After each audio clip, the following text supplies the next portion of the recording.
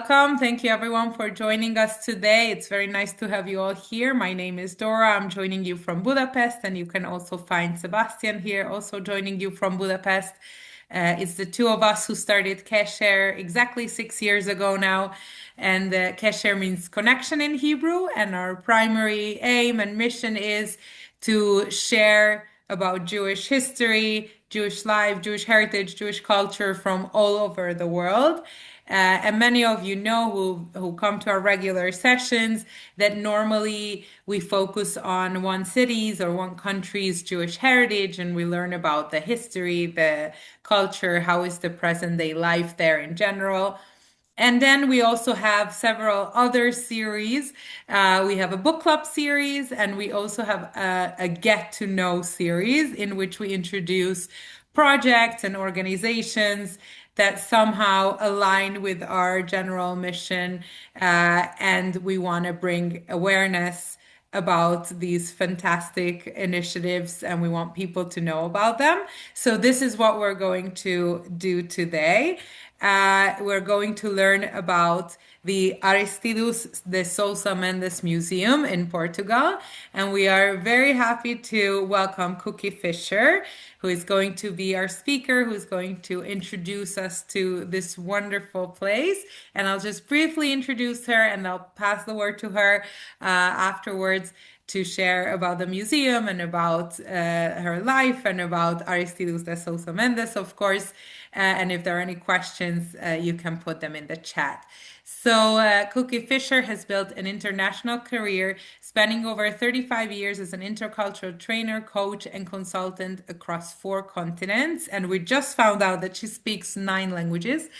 Raised between the United States, Europe, and Latin America, she worked globally in different industries while developing expertise in multilingual communication and intercultural training for multinational companies. Cookie's mother, Adele Margareta van den Berg, escaped from Bayonne on June 22nd in 1940 on a sardine schooner with a visa issued by Aristides de Sousa Mendes. Since 2017, Cookie has been actively involved with the U.S. Sousa Mendes Foundation. She's currently based in Lisbon, and she serves as a liaison to Jewish and American communities in Portugal and Europe. She regularly works with visitors, students, and institutions to share this history and its enduring moral significance. So thank you so much, Cookie, for being here, and thank you everyone for being here. And I'll pass the word to Cookie now. If there are any questions, please put them in the chat. And of course, after her presentation, we'll open up for Q&A. Thank you, Dora. And thank you, Dora and Sebastian, for inviting me. I must correct you because I don't speak 9 languages anymore. I used to speak Chinese because I lived many years in China, and Japanese because I lived many years in Japan. But my Chinese is now good to buy vegetables at the local Chinese vegetable place, and Japanese to eat sushi. So those are the levels. But we do have many foreigners who come to the museum, and it's often that we do the tours in French, in Hebrew, sometimes in Italian. I've actually done a couple in Dutch, which is kind of iffy. But so I wanted to thank you for this, Dora and Sebastian, because this is an important opportunity for all of you to get to know the story of Aristides Sousa Mendes, my mother's story as well, and also to get to know the museum. And I'm hoping that at some point you will come to Portugal to visit, and or Dora and Sebastian will organize a visit to Portugal and include the Sousa Mendes, the Museu de Aristides Sousa Mendes. I think should you want to start with the PowerPoint? Yes, go ahead. Okay. Oh, I do it. Okay. Okay. Okay. So, so I'd like to introduce you to the Aristides Sousa Mendes Museum. This PowerPoint is divided in 3 parts. The first part will talk about Aristides Sousa Mendes and his act of conscience. The second part will talk about my mother, and the third part, I'll show you a film at the end, a video, and I'll show you the rehabilitation of the museum, which was in complete dereliction. It was totally broken down, you can say. And the whole story of Aristides Sousa Mendes has a lot to do with loss and with courage and with conscience. Oh, okay. This is the back of the museum. They left a huge part of the garden, the whole park. It was a huge property. And they left, after the construction, they left this area open. And this is where we had the inauguration on 19th of July 2024. There were over 1,000 people here on the 19th of July. And it was very, very hot. The president of Portugal, the ex-president of Portugal, Marcelo Rebelo de Sousa, was here with ambassadors and dignitaries. And especially, there were many, many, some of the people on this Zoom were there also in attendance, but there were many members of the family, the Sousa Mendes family. But I think for me, what was also very special was that we had visa recipients and we had descendants of visa recipients. So like myself, second generation, my mother received a visa. Many of the attendants, people who belong to who are part of the Sousa Mendes Foundation, were there to see this museum being open after so many years of hard work and so many years of dereliction.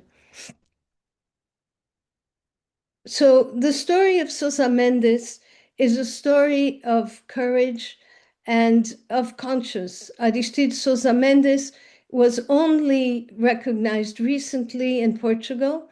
He was recognized in 1966 by Yad Vashem as a righteous among nations. So we use these next slides to illustrate to schools and others what the story is. So, of course, everybody knows well. In May and June, the Nazis invaded Netherlands, Belgium, and Luxembourg. And the issue was, where would they go? So many of the refugees tried to escape and reach France. They reached Bordeaux, but then from Bordeaux, they had to escape somewhere else. And Portugal was the only country that was supposedly neutral. So sometimes it was neutral, sometimes it wasn't neutral, but they did have ships leaving the port of Lisbon. And so many of the refugees, especially the Jewish refugees, tried to arrive in Portugal. The only person that really issued as many visas was Aristides Sousa Mendes. The number of visas is unknown because of we'll talk about that in a few minutes, but it's important to understand that he did this against the instructions, the regulation that his government had issued. So Aristides Sousa Mendes married Angelina, who was from a village called Beijos. He had a twin brother whose name was Cesar. Cesar was born on the 18th of July at 11 o'clock at night, and Aristides was born the next day on the 19th at 4 o'clock in the morning. They were very close, however, they were very different in their characters. And this I'll bring up later because it has a lot to do with the decision that Aristides took to save all these people. So he married Angelina, and he insisted to travel with Angelina in all the postings, the diplomatic postings that he had.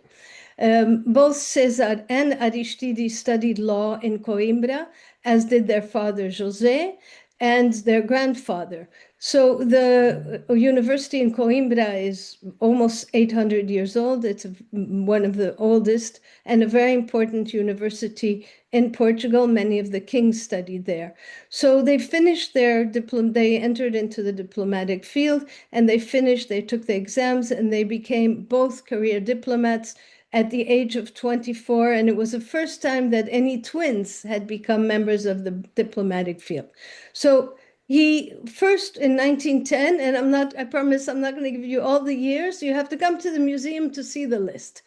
He first went to British Guiana. There was a Portuguese colony there, community, because there was a lot of, since the 1800s, 1835, there was a big commerce of sugar.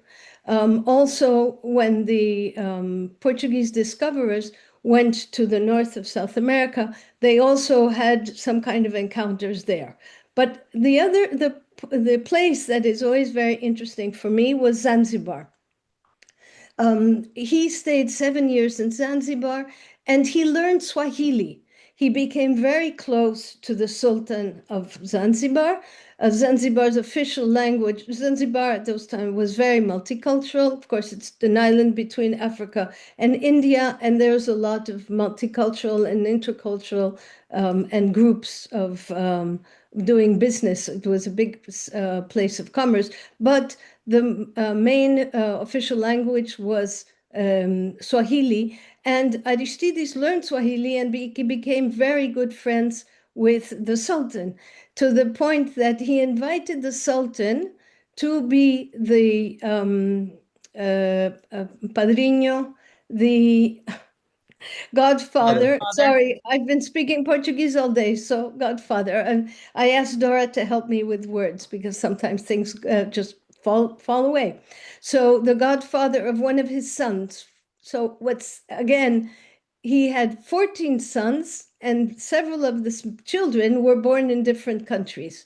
So he had four children who were born in Zanzibar, and one of them was the Sultan became the godfather of one of the sons. Then he went to Curitiba, to Porto Alegre, to San Francisco, where he had issues. Apparently, they called him anti-American, and he wanted to teach Portuguese. Well, he was living in Berkeley. There was a fire in San Francisco in 1921. So he lived in Berkeley and he wanted to teach Portuguese. And the community there was basically from the Azores and Madeira. And apparently they felt that that was anti-American. So they wrote an official complaint and they shipped him out to Maranhão, which is in the north of Brazil. So in Portuguese and Spanish, you say, Donde el diablo perdió el poncho, so in the middle of nowhere.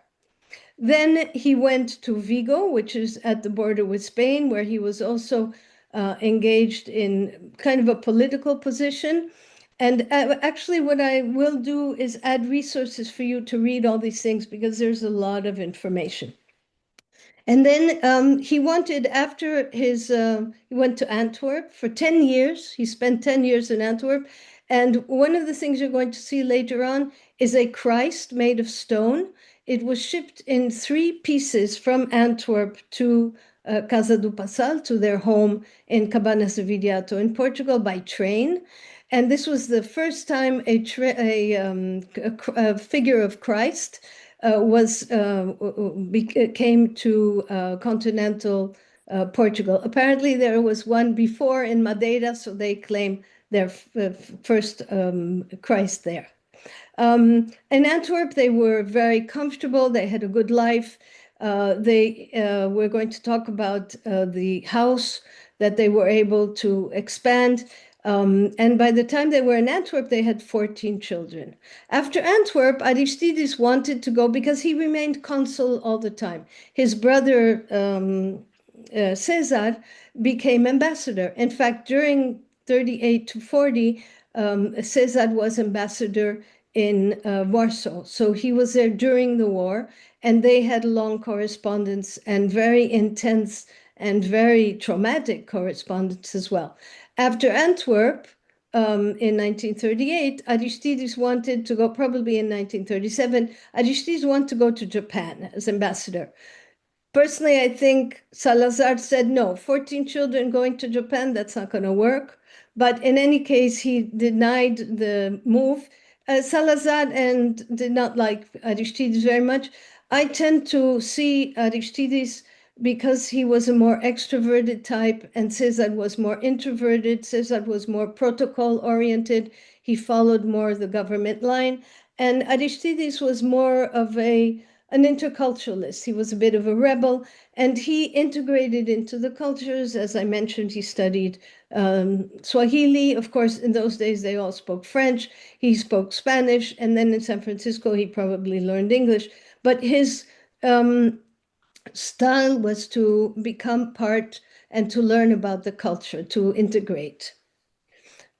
So when Salazar said no to the position in Japan, he sent him to Bordeaux. So this was 1938. And I'm thankful that he didn't send him to Japan, because if he had sent him to Japan, I would not be here, because there would be no visas. And many of the people who were saved, my mother included, and many others, actually, we have a person online whose family was also saved. So I think there are probably several descendants here of visa recipients. This is in Vigo, only 10 of the children. Now, what's very reminds me here, I have pictures of my mother when she was small with these big bows in her hair, and maybe some of you also have pictures like that, like this. So here he is with Angelina and 10 of their children. This is what has created the whole dilemma. Salazar in 1939, November, issued a Circular 14. It was a regulation that, sorry, that did not permit visas for Jews, Russians, holders of Nansen passports. So anybody also who did not, so he considered, Salazar considered that anybody who did not have an exit to a third country was not able to get a visa. So that included most of the people, since how could Jews who were escaping get tickets or get money or get any possible exit from Portugal? I have to add that this was an internal regulation. So nobody knew about this. The Portuguese people, only the government, obviously. And so this was only known many years later. So here Aristides is then consul consul general. He became consul general. And what's important for me here is the signature. His signature, official signature, Aristides de Sousa Mendes. And this is a picture of him when he was in Bordeaux. People always show his younger picture, but this really reflects his eyes. This was probably obviously before he started issuing the visas, but it's a very engaging picture. Now, he arrives in Bordeaux in 1938 and 1939. So I'm not a historian, so please, if I make mistakes on the dates, uh, please be patient. So in 1939 and 1940, there were approximately 200,000 people in Bordeaux. Now, Bordeaux has buildings and it has streets, and then there's the river. So from his position in the consulate, he could see from his office, which was on the second or third floor, all these people. There were 200,000 people sleeping everywhere. Place des Quinconces was full of people. There was little food. It was really chaotic. As you know, there were millions of people on the road, not only Jews. They were all escaping the bombing of the Nazis. So they went down to France as one of the only places to escape. Aristide Sousa Mendes later, when he was on trial, or in his writings, wrote, "They are all human beings, and their status in life, their religion or color are altogether immaterial to me." He had a process, a disciplinary process, legal process, from the government. And he never um, he never asked for forgiveness. He never said, well, I'm sorry. He always maintained that he did this because of his act of conscience and his sense of duty to God. So sorry. This etching is by Charles Philippe, and I think it really gives a very intense sense of what was going on. People were traveling in carts with donkeys, on bicycles, and they had wheelbarrows. They had any kind of way to escape. People were jumping. There are descendants who tell the story that their family said that when the planes were bombing, they had to jump into the canals on the side of the road, which are not canals but have another name. Okay, so he's in Bordeaux. He's writing, corresponding with his brother Aristides, corresponding with his brother Cesar, and there are several versions of this story. I trust that Susan Lindsay can give the better version, but he meets with Rabbi Kruger. Now, personally, when I talk about this at the museum, I generally say that his time in Antwerp, I'm not sure whether he really engaged or had communication with the Orthodox Jews from the Diamond District. But of course, a rabbi is in a certain clothing, and he has his jacket and his long jacket and his hat and a beard. So when he gets to Bordeaux, there's one, and I don't want to call it a version because it's not, I'm not really, for me, it's not really clear, but he meets Rabbi Kruger. Now, one of the versions, and I hope Susan will type in to support me here or not, the correct version is that he went to the synagogue. The synagogue in Bordeaux is big. There were many, many Jews there. He looked for the rabbi. Now, this is a Catholic, profoundly Catholic man who is representing a Catholic country. So for him already in 1940 to go engage a Jew, whether it's out in the street or whether it's in the synagogue, is already amazing. So the story goes like this, and again, I hope there are several people here who can correct me. He asks the rabbi, how can I help you? Because the correspondence with Cesar, who was in Warsaw, as I mentioned, was driving him. He was traumatized. He was anxious. He wanted to help all these people. So the rabbi said, well, we need visas. Then it's written that Aristides Sousa Mendes invited him to the consulate and said, well, I'm going to try to get you a visa. The rabbi went the next day with his 5 children. Aristides said, I'm sorry, I cannot give you a visa. It was denied, but I will give it to you anyway.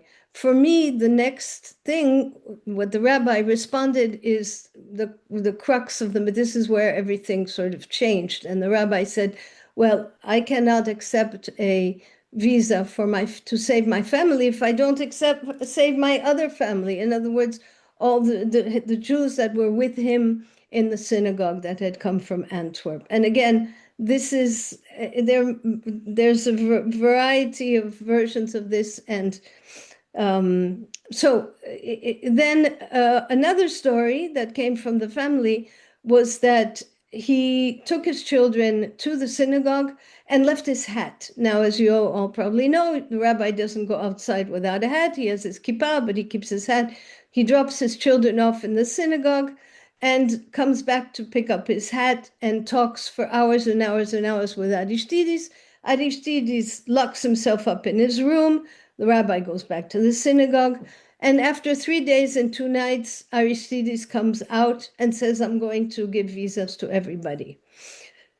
And later he says, I would rather stand by God against man than man against God. So this is one of the very typical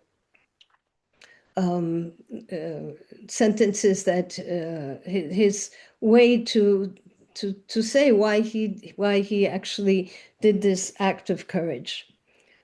So then they met in 1941 in Lisbon, and they kept the friendship going. They met in Lisbon, and then Rabbi Kruger left with his family to New York. And Aristides was going back and forth because at that point he was already back in Portugal. And I'll talk a little bit more about this in a couple of minutes. So here is just to show you the signature. Again, the interesting part of this visa is that here you can read maybe on the left side, it says, Bon pour un séjour de 60 jours à Port-au-Prince. So this is a good for a stay of 60 days in Port-au-Prince. Port-au-Prince is Haiti. So where did they get, how did they get to Haiti? We don't know. I mean, I don't know. So I thought this was interesting. But again, the signature is Aristide Sousa Mendes.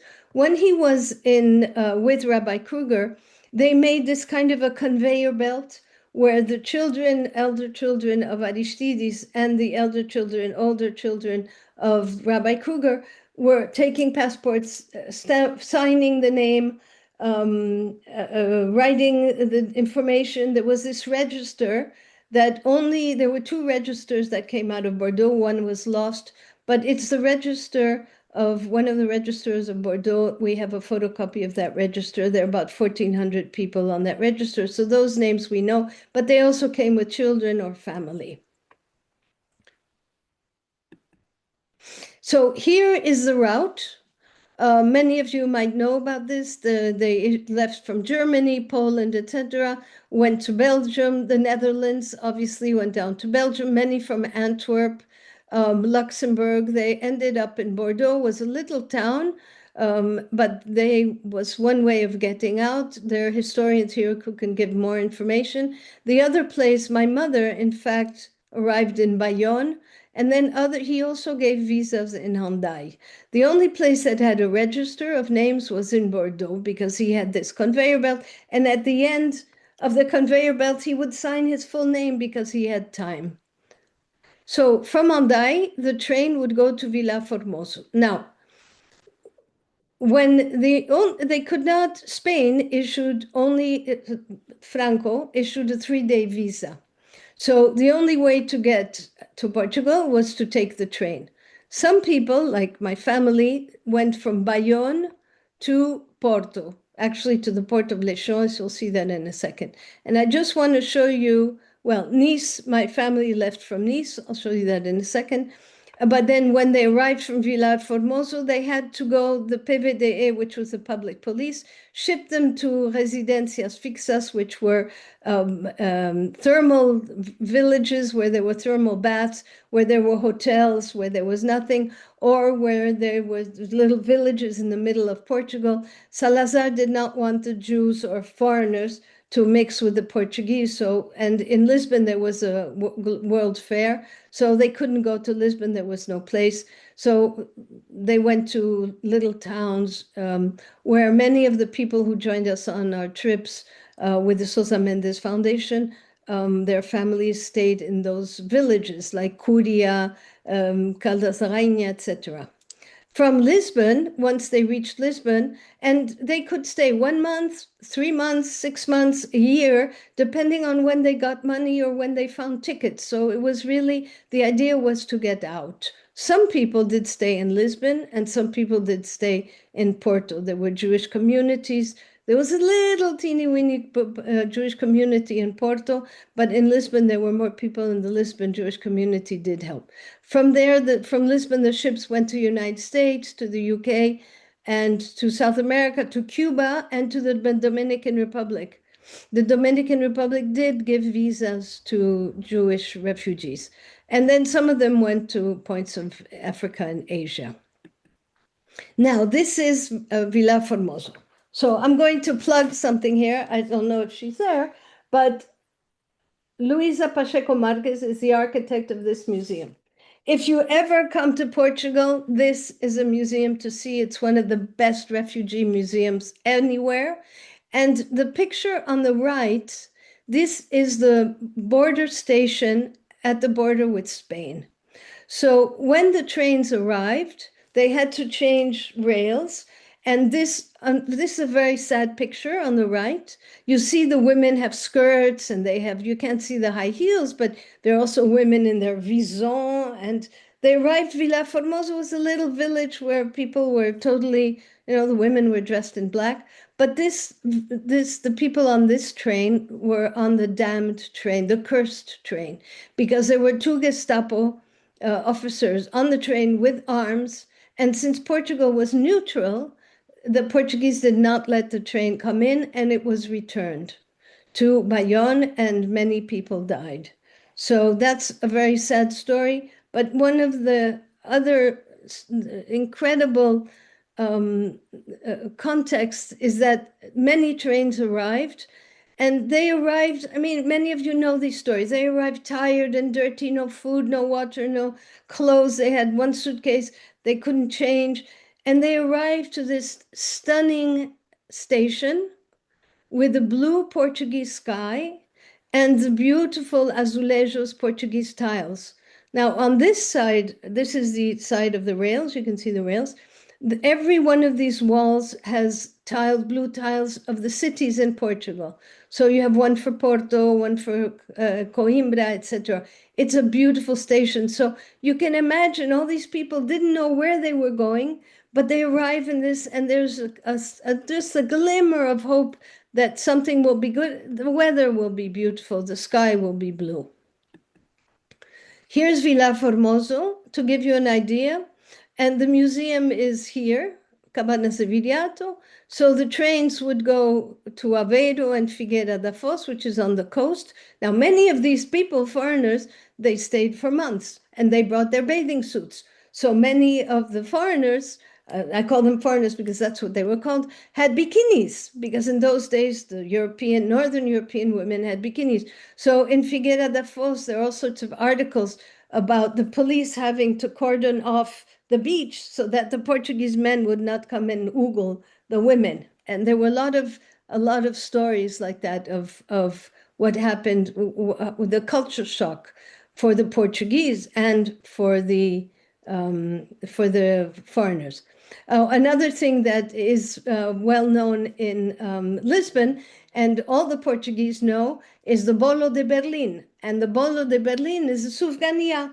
So when the German Jews from Berlin came to Lisbon, they were not allowed to work. So many of the women started making souvganiot.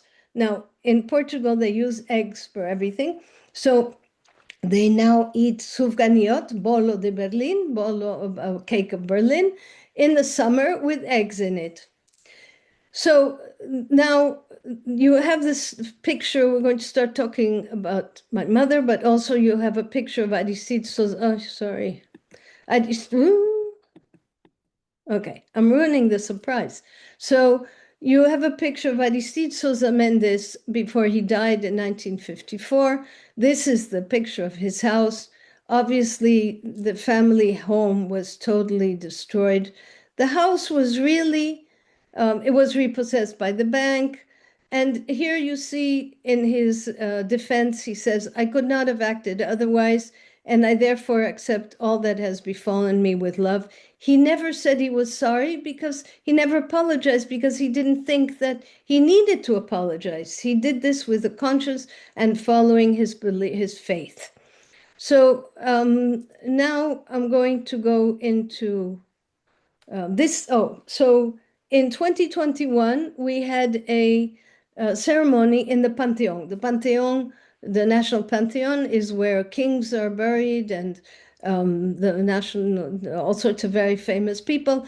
And the body of Angelina and of Aristides remained in their crypt. So one of these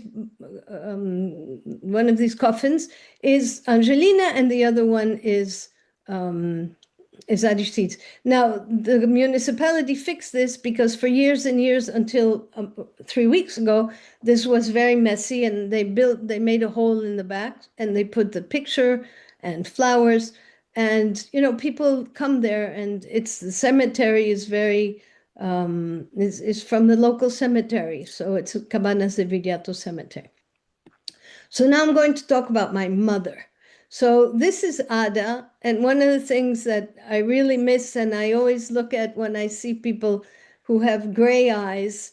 My cousin Ella also has these eyes, and are her eyes. She had these beautiful gray eyes, but she was always very sad. So this is the rest of her. Adele, Ada, she was called Ada van den Berg. She spoke 5 languages. She was 25 when she escaped. And so she, yeah, so this is, so she studied, she was born in Amsterdam in 1915. She studied in Brussels at the ULB, Université Libre de Bruxelles, and she was a social worker. After she finished her university studies, she joined the Belgian Red Cross, and they saved almost, I mean, between 600 and 900, I'm not too sure how many children, German Jewish children, by smuggling them out with fake documents that they were deceased. So she understood very quickly that she had to escape from Brussels. How she got to Nice, this picture was taken in Nice. This is her grandfather, her grandmother, and the two brothers, my great-grandfather's two brothers, and his wife, the wife of one of the brothers. So, of course, this is my mother. So she went to Nice. This is the last picture taken of the family. I don't know how she reached Nice because my mother never told me this story. This is an important part of the story because I should say thanks to my cousin. My mother died in 1994, and thanks to my cousin who came to help me, we put papers and documents. She died in Mexico, in Cuernavaca, Morelos. If anybody knows Cuernavaca, we might have somebody from Cuernavaca. Um, my cousin Ella came to help pack things. We put documents in boxes, and I took the boxes to the Netherlands, and the boxes ended up in my cousin's house. So my mother goes to Nice because my grandfather had a plan to escape with 4 cars, 20 people, family members, and others from Nice to Bayonne. That's 840 kilometers. It took them a month. 840 kilometers nowadays you can do in 10, 11 hours. But of course, there was nothing, there was no food. I don't know how they reached Bayonne. Finally, they reached Bayonne. On the way, they passed by Biarritz. There were more Jewish people, family members, and Belgian Jews. So they ended up all in Bayonne. And this is my mother's visa. Now, how did she get this visa? When they arrived in Bayonne, one of the family members, or they had leased I'm going to go back on this in a second. They had leased a ship. I'm going to talk about that in a minute. But here, Aristides called Bayonne, and the vice consul said, well, I'm not giving any visas. But in fact, the vice consul did issue some visas because we do have descendants who have a passport signed by the vice consul Braga.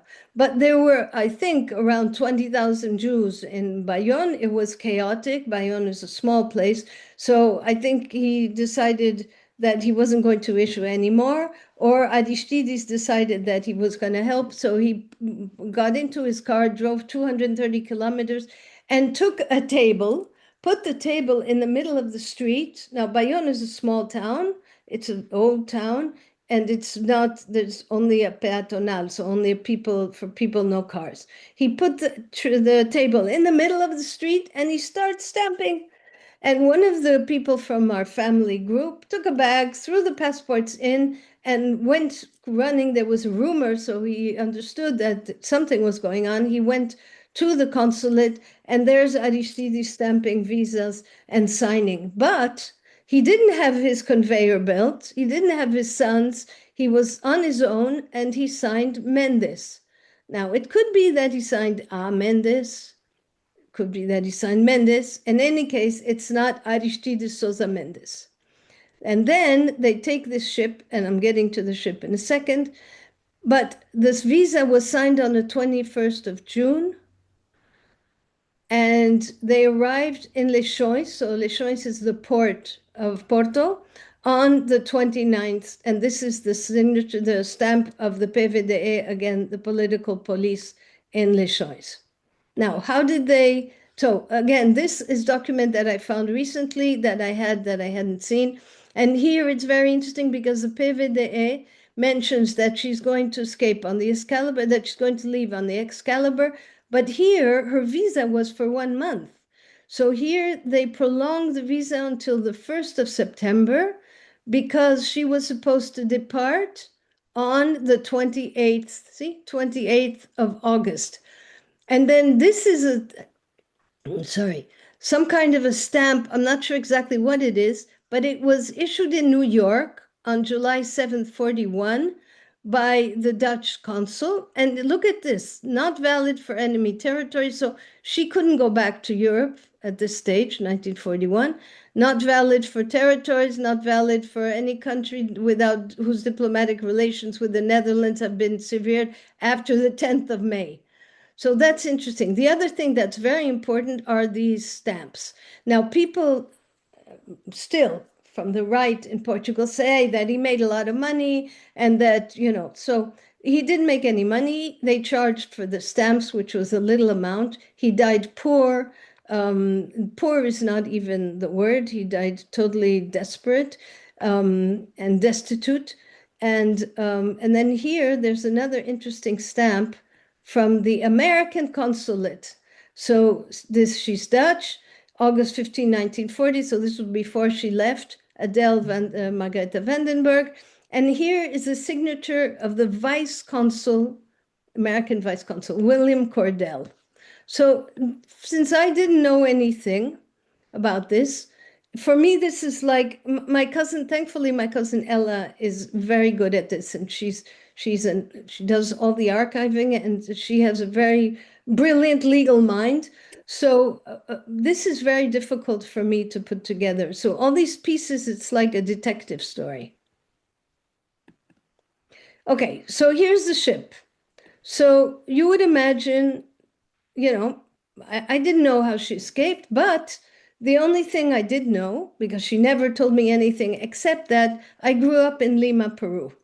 My best friend's name is Milena. Every time Milena would come camping to the house, she would say, "Oh, Milena, I escaped the Nazis on the Milena."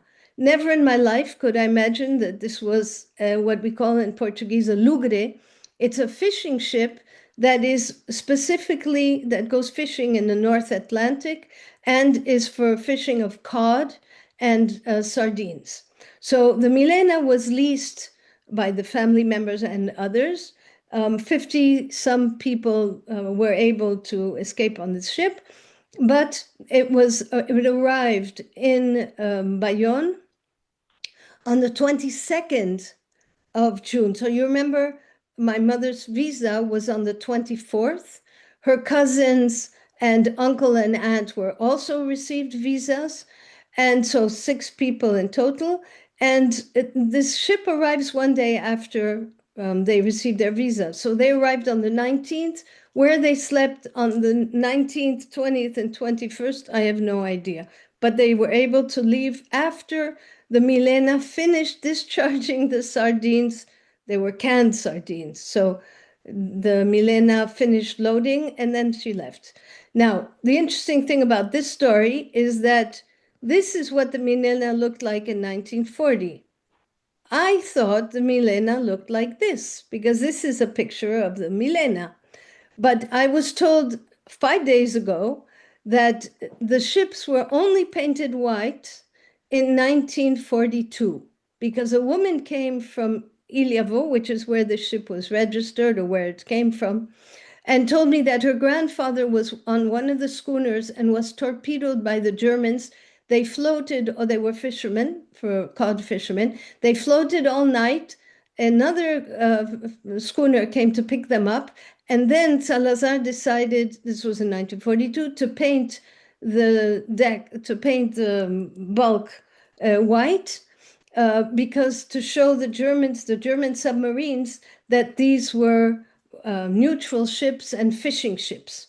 But if this Milena, where my mother sailed and her family and all these other 50 members, refugees, was black, it's also a miracle that they weren't torpedoed and sunk. On the trip, she wrote this amazing diary, Journal de bord.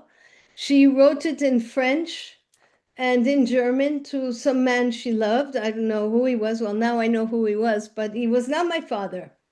And well, I was going to read some of.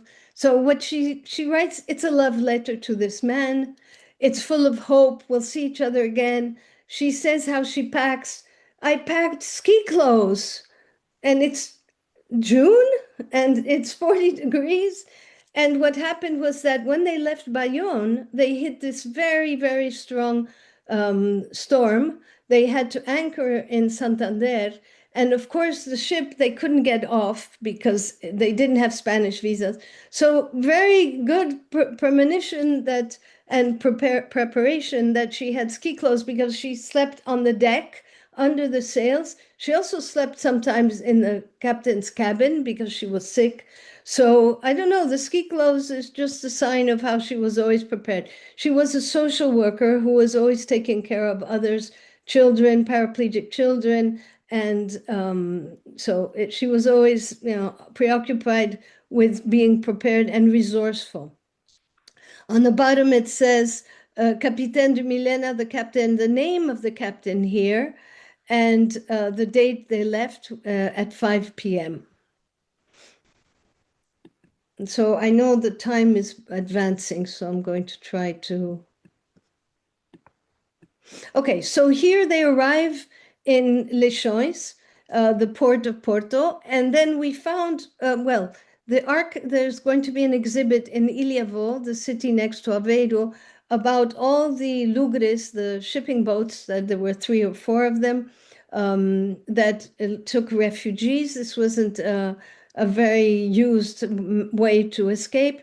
Mostly people took trains. We know of a few families who escaped in cars, but the Lugre thing, the shipping schooner, was not typical.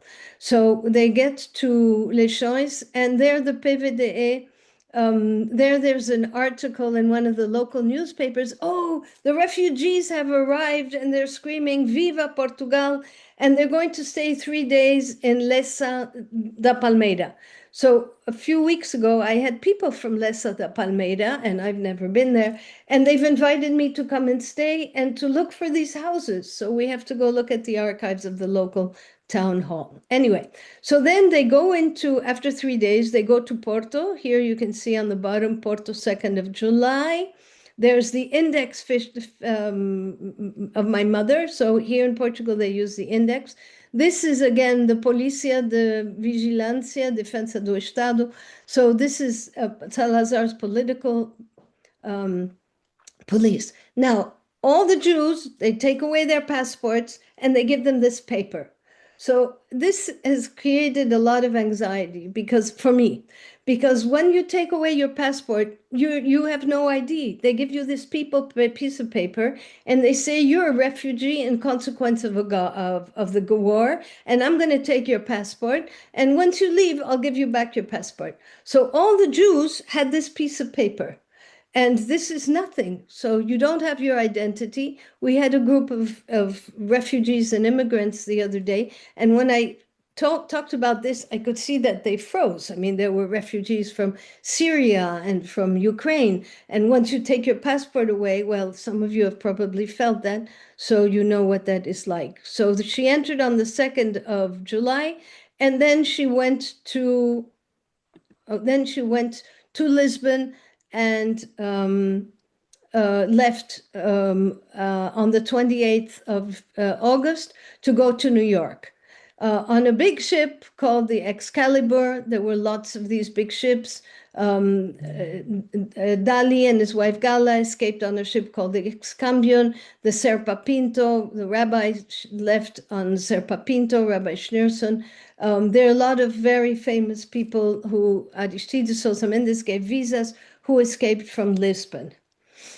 So this is now we'll start with the story of the museum. So all these stories, there's several people that I've seen. I haven't been able to see how many people are part of the Sousa Mendes Foundation, but I know that there are a few people who are descendants of visa recipients. I would really like you to leave a note or a question or some comment in the chat after when we can read them later, because this is very moving. These stories, generally, I go there every day. I have a little apartment that the Sousa Mendes Foundation rented for me, 4 minutes walking from the museum. So I'm there morning and noon. We've had over 48,000 visitors, thousands of schools and all ages. We even have little kindergarten children. They draw. We tell them the story of how people escaped and how Aristides Sousa Mendes was a hero. And we also have university senior. It's called Universidad Senior. So people my age come to the museum. There are a lot of activities for them. And then I tell them, tell your children your stories. There are lots of secrets in Portugal about the colonies, Angola. Many of them were born in Mozambique and Cabo Verde, and they come back to Portugal and all that loss that they had. Just like when I left Peru, for me, it was a tragedy. I left a boyfriend. We took the dogs, but it was really very difficult. We had a wonderful house that I loved, and so anyway, that's the way it is. Many of you have lived through this. So it's important to tell your children your stories. I found out after I was 60, and it's part of now I have to say that my identity is kind of fixing itself, let's say, because now I know lots of stories and many of the questions I had about my mother, because I never knew what to ask also, but she never told me. So now we look at the story of the house, which is also another story. So in 1909, Aristides and Angelina married. They were first cousins. The brothers married the sisters. So Angelina and Aristides were first cousins. They received this house from an uncle who was a pastor, and this was a wedding gift. So he was the uncle of both of them. This, when they were in Antwerp, he became consul general, and he decided to expand the house because, as I said, they were in a comfortable situation. And that one of the sons, John Paul Abranches, out of memory, you see a little bit of here. Jean Paul Abranches, out of memory, started designing the house as he remembered it. And Aristides, the house now, instead of looking like a local Cabanas de Viriato house. This is just the way most of the houses look. Now it looks like a Franco-Belgian architecture, right? This little imponent and big. And here you see the other picture of when it was finished. Now, there were 14 children at that time, so it had to be increased. Then there were the issue of the visas, which was in 1940. Aristides was totally, everything was taken away from him. There was a behavioral process which the Ministry of Foreign Affairs said, oh, okay, well, let's just take away 6 months of his pension and then, well, that'll do. And Salazar said, no, everything goes. He left him they lost the house. They were in forced retirement and they had younger children who had to go to school. The older children couldn't get work because of the name Sousa Mendes. They had to leave. Because they were born in different countries, they had double nationality, some of them, not all of them.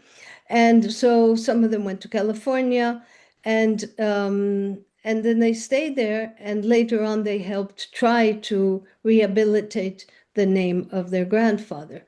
So in 1954, he dies, but in the meantime, Angelina died in 1947, and a year later, he marries his second wife. This is a French woman he met in Bordeaux. He had a child with her. She was born in 1940. The child, Marie-Rose, is still alive. She's 85, and she lives in Pau in France. And so Aristides lives with his second wife. And apparently, André Sibial stayed a few years after he died in the house.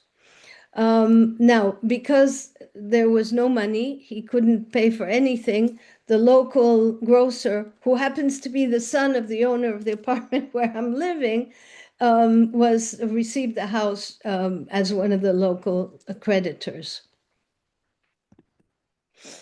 In 1988, well, in 1967, of course, Yad Vashem issues the Righteous Among Nations, and Mordechai Paltiel, who's part of the Sousa Mendes Foundation, was a prime, very important person in doing that. And he has an extraordinary story to tell as well.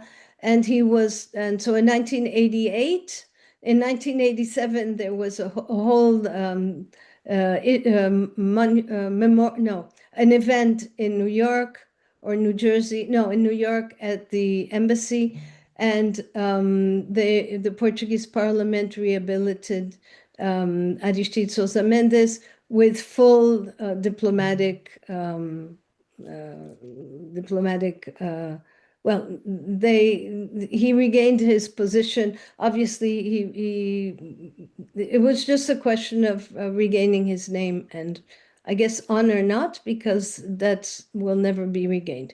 Then in the year 2000, the descendants of Sousa Mendes established the Fundação, and they received money from the Ministry of the Exterior, Foreign Affairs, for the back pay of Aristides' pension, severance pay, and indemnization, and they repurchased the Casa do Passal with a grant of 600,000 euros. So now it comes into the hands of the Fundação. In 2004, there's a Luso-American called João Crisóstomo, who he was always very interested in this, and he decided to patch the hole on the roof because of decay. And so the roof was patched up, but it remained, the whole house was in terrible condition. In 2011, in May, the Casa do Passal was classified as a Portuguese national monument, but it still was in this condition as you see it.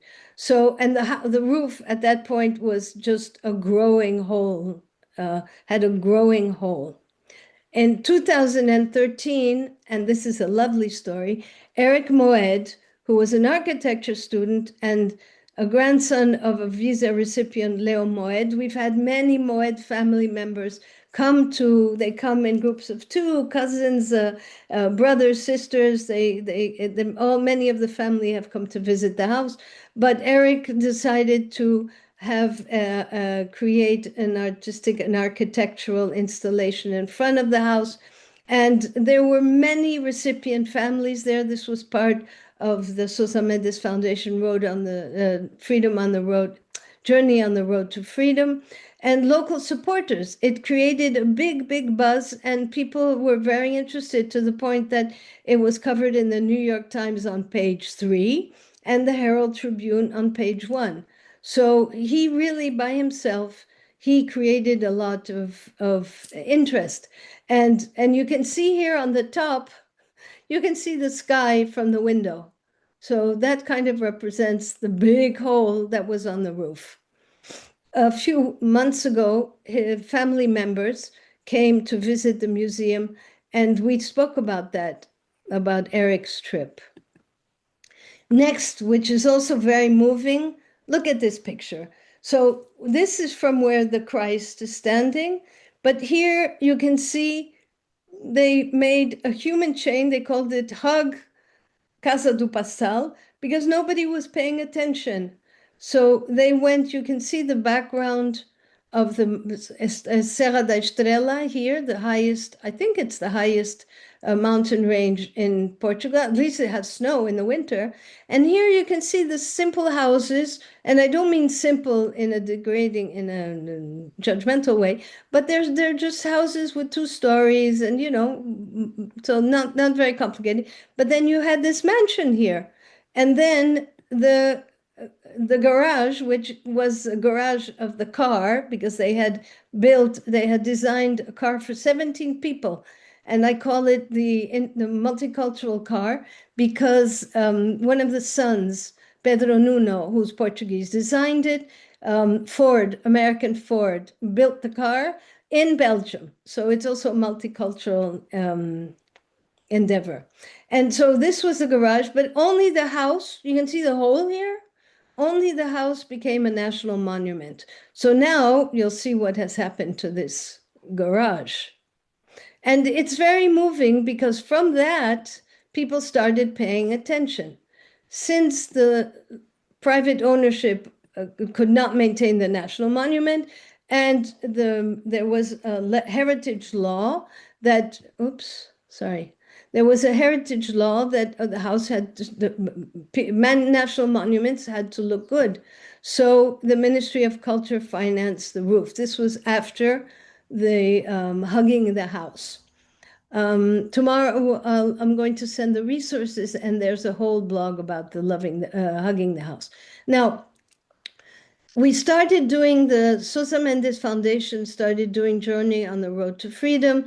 And 2014, 2016, my cousin Ella went on this trip. That's when I found out after she came back. She opened the boxes, so we'll talk about that. And then in 2017, I decided to go. I remember that I cried for 10 days. I didn't know anything. It was just so overwhelming to find all this information that I had no idea. So this is the 2016 trip, Journey on the Road to Freedom. You could see that, the house was not in that good shape at all. And here are family members and local people and the local teachers. And it was a great trip, very moving, with descendants, actual descendants of visa, not descendants, I mean visa recipients who had been children when they escaped. Oh, and then the municipality of Carregal launched the competition for the rehabilitation, and it was won by these architects in 2017. And then they had to start building because the mayor said, okay, this is going to be open in 2024. Pase lo que pase. Whatever happens, this is going to be open on the 19th of July, 2024. So in 2021, the European Union grants financing was approved. The parliament passed a resolution to fund the rehabilitation of Casa do Passal and to co-finance to make it a functioning Sousa Mendes museum. So they started reconstruction about, not really in 20, but in 21 to 24. So these are pictures of the house. Now, this is a really funny shot. In the 60s, they did a simulation of a fire. And so they put smoke here on the roof. And here you can see, actually, you can see on this picture the firemen. There's one up here in the window. There's another one hanging from something. There's another one climbing into the house. There are two more here. But this is the Defesa Civil do Território, so the bombeiros. These are the firemen, right? And after that, this is not a fire. This was just a simulation. But this is what the house looked like inside at that point, after that, I should say. And so now we're going to see more pictures and there's another fireman pulling a cord, something with the fireman hanging on there by the window to climb in. Because there weren't houses this big, so they had to see how to how to apagar, turn off the fire. Put out. Put out, thank you. Put out the fire by doing a simulation. Okay. And this is the interior of the house. So this is downstairs. Now this is downstairs, and the bones of this part were good. You'll see up here, you'll see the vitrage. These balustrades, these handrails, were left the same. They were very good wood, and they're still the same. The staircase, no, because it was full of holes, the stairs. But these columns and the balustrade were the same, and these columns as well. So this is the house. And again, of course, another picture, many people come to visit the house and they say, oh, generally older people, my age, they say, oh, we remember it when we used to come by and look at it and it was so sad. And of course, for years, nobody talked about this because it was taboo. Nobody talked about the consul. Salazar was president until the 70s, and nobody could talk about it. So here is another window, beautiful window, that has nothing to do with the architecture of the house, but it's on the side. So it says 1920, probably when the house was restored. And here we go into the reconstruction. So this is when they cleaned it all up. And on the right, you can see here, now that it's all clean here, this is the museum now and the entrance. Today we had people from Bordeaux who are part of the Sousa Mendes and the Aristides Sousa Mendes Bordeaux Association organization. These are my pictures, things I took. And I want to thank Luisa Pacheco for spending a whole afternoon with me to go over these pictures and to choose the pictures that were right. This is the construction, the restoration. And this I love. These were the vigas. They're restored by the restoration school in Tomar. If you come to Portugal, the oldest medieval synagogue in Portugal, and the other one is in Tomar, and the other one is in Toledo, Spain. We have a tour guide who's a specialist in this.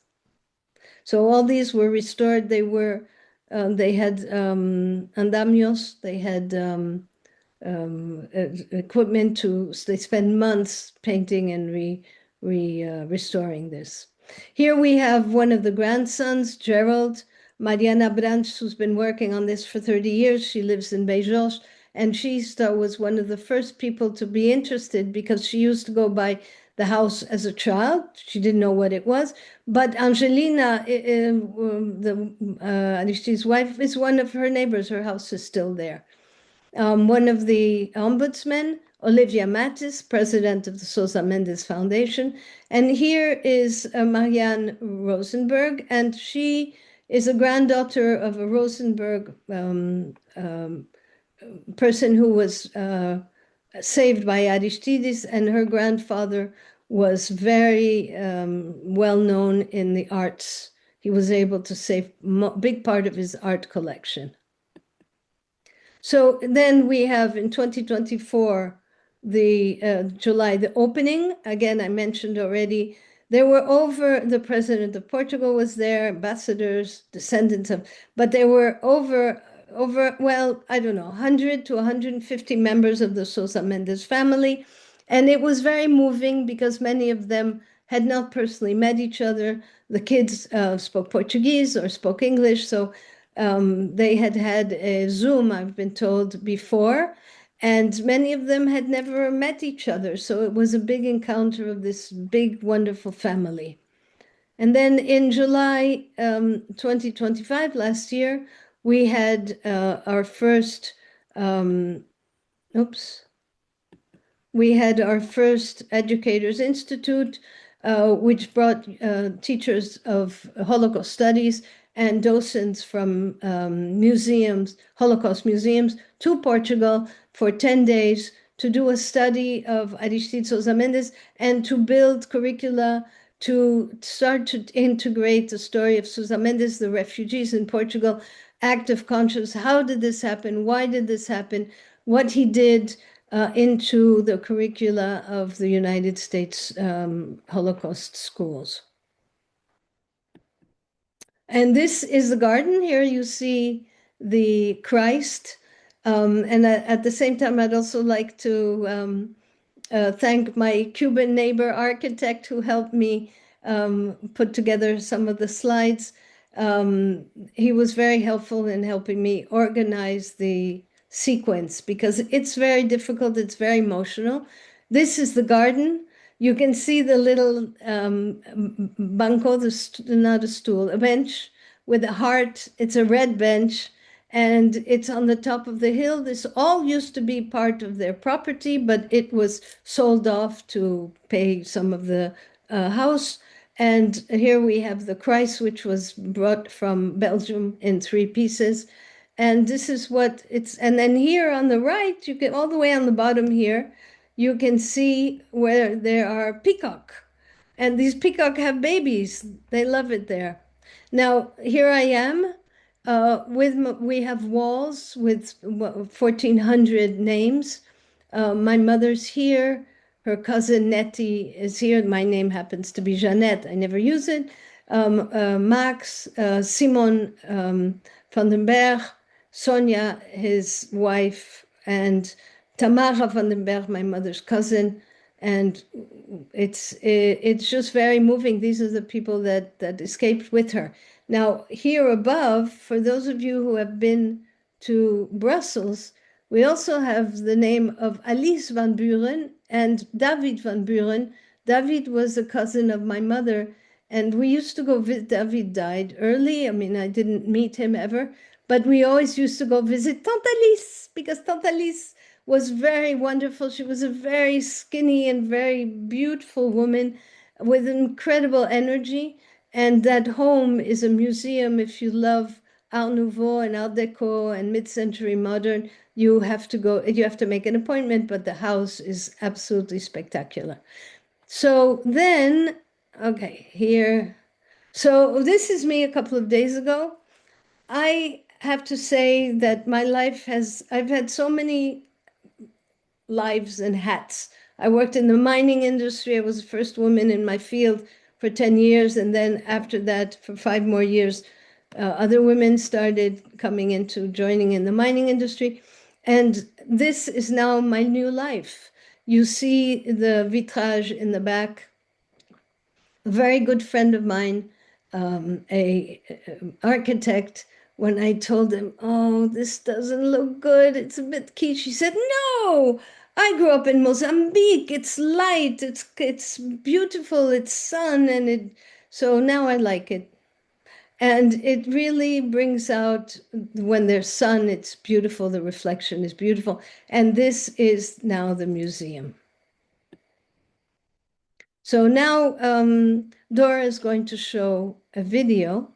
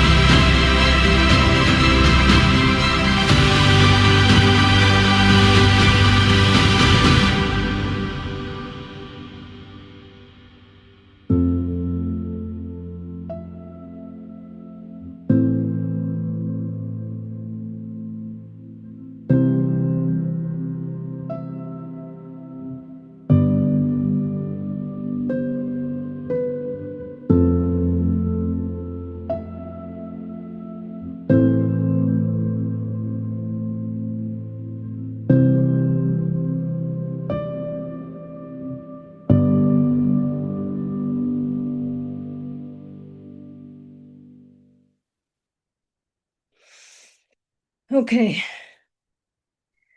Thank you so much, Cookie. Thank you for sharing your story and your mother's story and the museum story. It's all really moving how it comes full circle, and it was such an honor to hear it from you. And thank you, of course, everyone. I see a lot of comments along these lines, thanking you and sharing how wonderful it was to learn about this. And then let's see if there are some questions. Let me just go to first of all, I'll read some comments because you asked people to share if there are here in the audience others who connect to this story personally. So I have here a comment from Marina Kubicek. My mother, along with her parents and sister, received visas from Aristides de Sousa Mendes, as well as my father's father. I also see Gaia sharing that she was in the photo that you showed. Um, I saw a lot of comments from Susan. You asked for help in certain moments, so she put some extra information in the chat for those who want to read. But I think it was more or less what you share with us. Um, and then let's see if there are questions. There were a few, so I'm gonna read some. There was a question if the name Mendes could imply in any way a Sephardic origin. Yeah, that's a question. I don't want to. I think that if we say yes, we don't know. Nobody knows. They would have to do a DNA test. If we say yes, then the question is, okay, he did it because he had Jewish descent. Personally, I don't think that that's the case. I think he did it because he was a profoundly religious Catholic man. And he did it because he was courageous and he had a conscience and he saw all these people and didn't know how to save them. And I do think that Rabbi Kruger was an incredible influence on him when they had this long talk. Um, and they spend hours talking. So, when you look at a profound, I mean, there one profoundly Catholic man, there's another profoundly Jewish man. They're not going to start arguing whether there's one God or not. That discussion has been done. But what they're talking about is how to save all these people. And I think Rabbi Kruger gave him some kind of hope that there was a solution because he was desperate. And all the letters that, I mean, Susan has done a lot of work, and I thank you. And I'm typing out, Susan is writing a book, well, wrote a book, and the lives he saved. So I'm writing the title.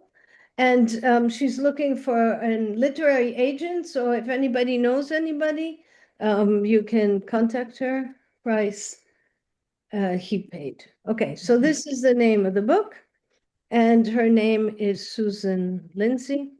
And I want to take also Lindsay, E-Y, right? No, yeah.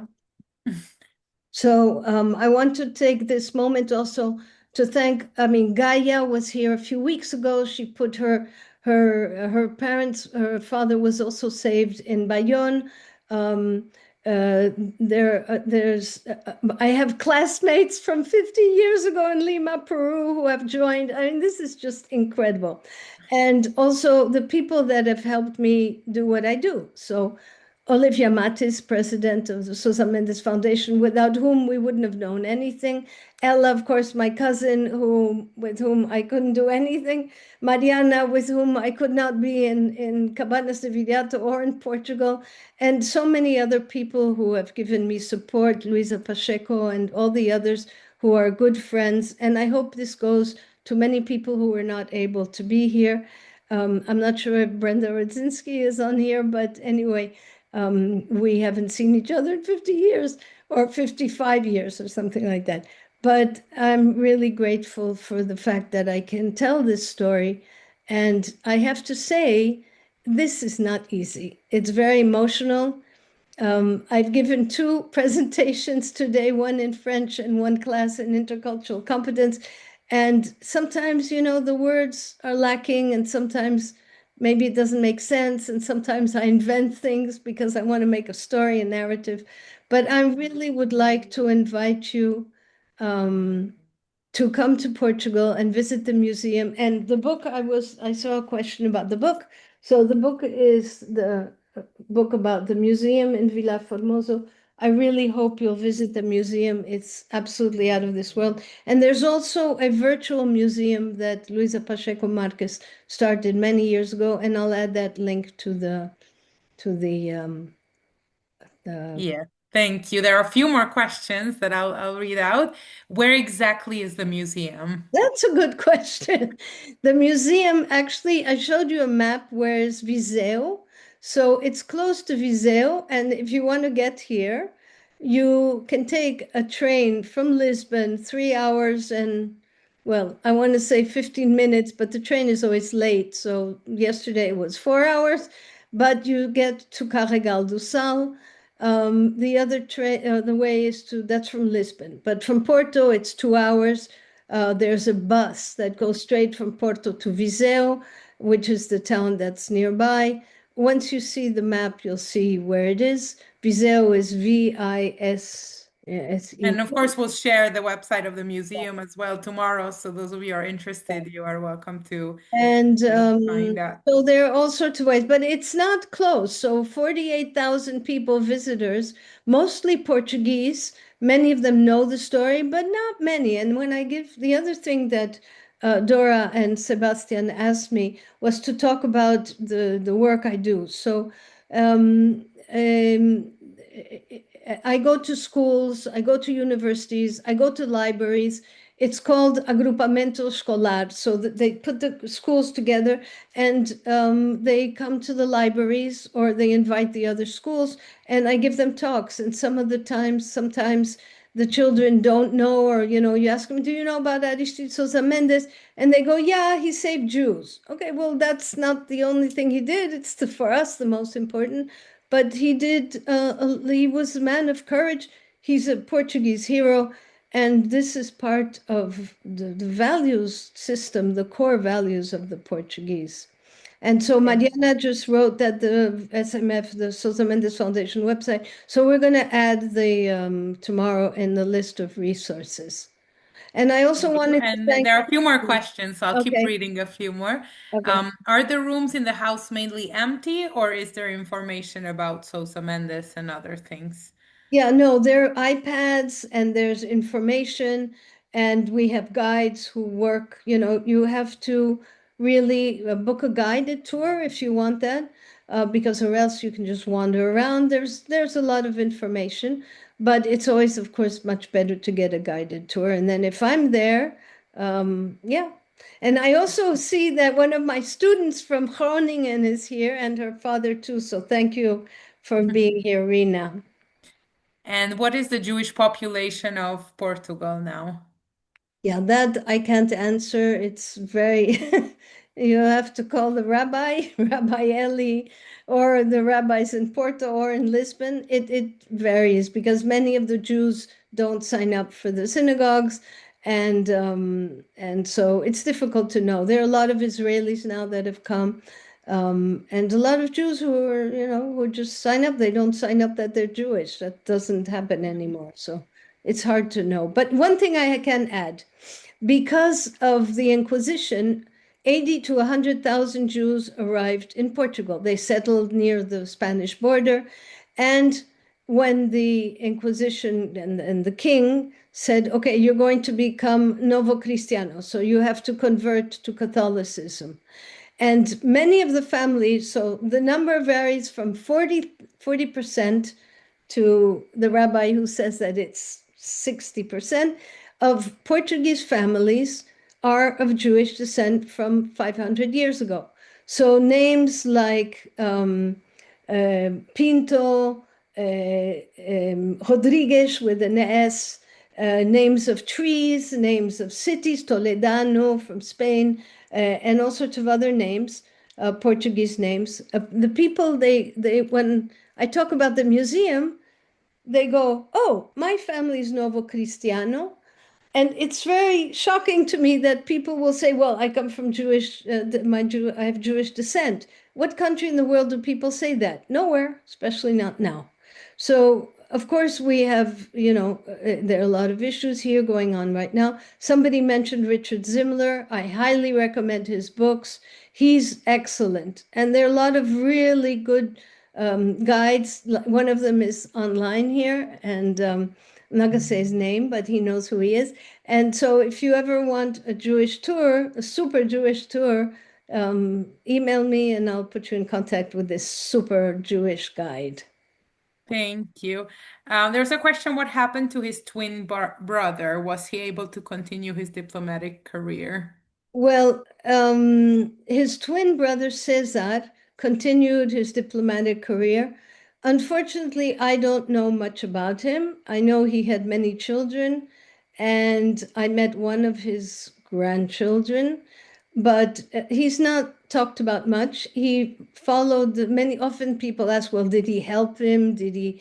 But he was part, he wasn't a Salazar follower, but Salazar came from the village very close by called Santa Combadão. So there was always this kind of, what do you call this? ¿Cómo se dice? I don't know, conflict between them. So I don't know, Cesar, I can't really say. I hope somebody online knows a little bit more. Oh, here, Susan. Cesar continued his career for a while and he died about a year after Aristides died. So. Thank you. And Gaia says she'd like to share something. I don't know, Gaia, if you want to do it now or you want to be in touch with Cookie. So Gaia's father, Gaia's family also was saved in Yeah, Bayonne. Not she many wrote that people. she has something to share with Okay. you. So I'm just wondering if Gaia, you're welcome to unmute if you'd like to share with everyone. If not, then I'm sure We'll be in touch, you Gaia. can be Your in your touch. sculptures are still in the museum, and I always talk about them. Okay. And I think there were other people who wanted to be in touch and who are sharing stories.